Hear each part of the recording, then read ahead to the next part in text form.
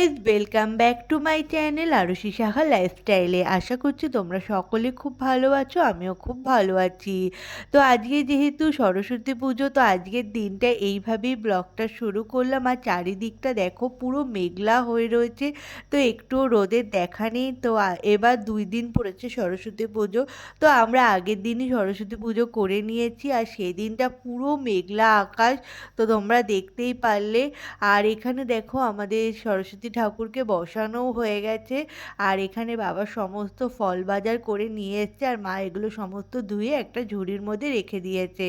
তো আমি সেগুলোই তোমাদেরকে দেখাচ্ছিলাম যে কি কি ফল এখানে রয়েছে।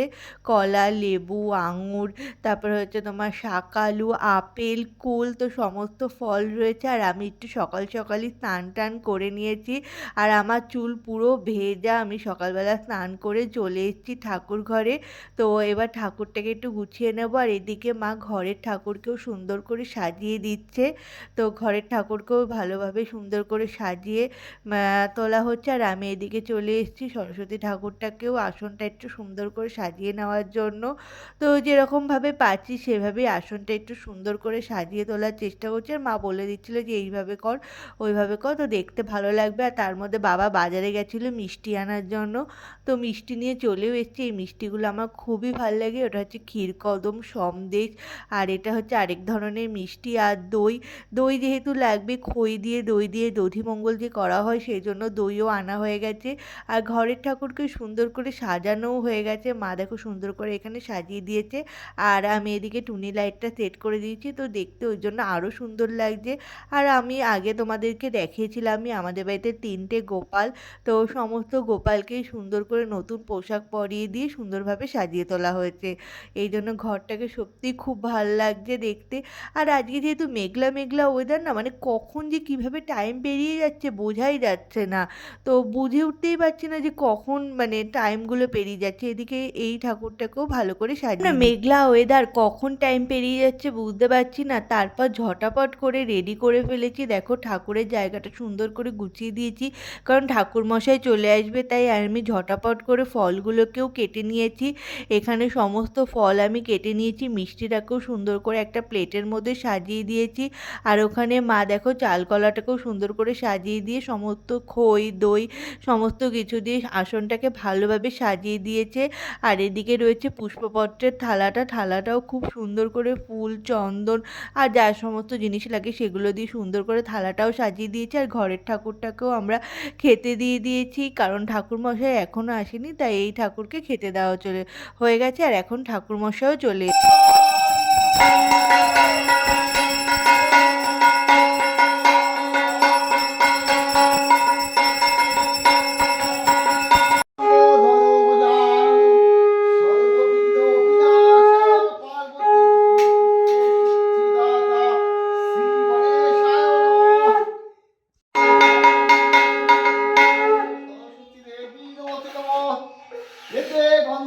এখানে আমাদের পুজো হচ্ছে, আর আমরা সবাই মিলে বসে পড়েছি অঞ্জলি দেওয়ার জন্য। এখানে বাবা রয়েছে, মা রয়েছে, আমি রয়েছি।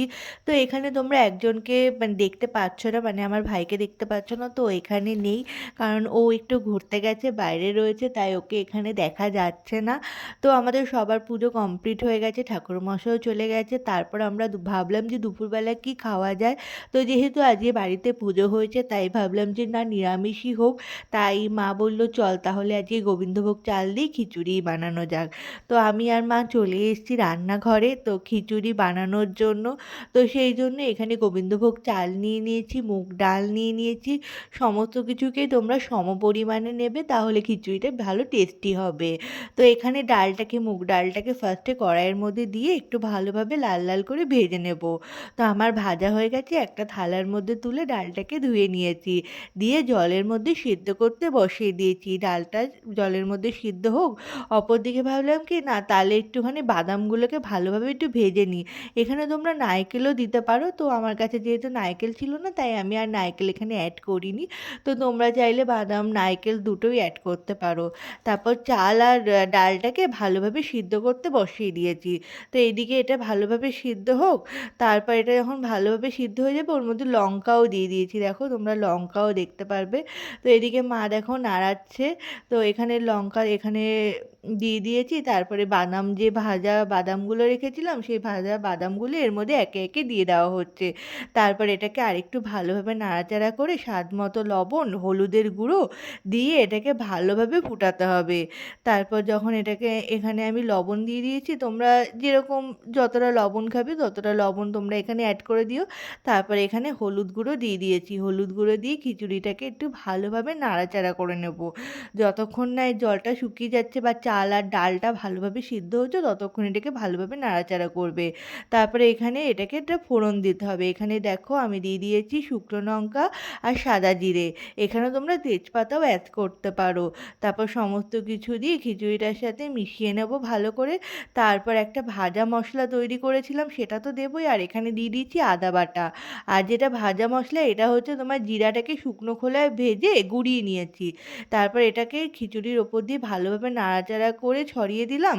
তারপর এটা নাড়াচাড়া করে নিলাম। তারপর নামানোর আগে ওপর দিয়ে ঘি ছড়িয়ে দিলেই আমাদের টেস্টি টেস্টি খিচুড়ি রেডি হয়ে যাবে। তো আর এখানে সামান্য একটুখানি চিনি অ্যাড করা হয়েছে। তো এটা তোমরা অপশনাল, দিতেও পারো নাও দিতে পারো। তো ভালোভাবে দিয়ে এটাকে মিশিয়ে নিয়ে আমাদের খিচুড়ি তো রেডি পুরো। তো খিচুড়ি রান্না করতে করতে খিদেও পেয়ে গেছিলো, কারণ অনেক সকালে উঠেছি আর নির্জলা যেহেতু উপোস ছিলাম তো কিচ্ছু খাওয়া হয়নি। তো এখানে ঠাকুরের প্রসাদ নিয়ে বসেও পড়েছি। তো সমস্ত কিছু এখন আগে খেয়ে নিই চটাপট, তারপর দাঁড়াও তোমাদের সাথে কথা বলছি। তো আমার খাওয়া হয়ে গেছে আর এখানে খিচুড়িও নিয়ে বসে পড়েছি। খিচুড়িটা জাস্ট অপূর্ব হয়েছিল খেতে। তোমরাও এইভাবে বাড়িতে ট্রাই করে খেয়ে দেখতে পারো, জাস্ট খুব সুন্দর।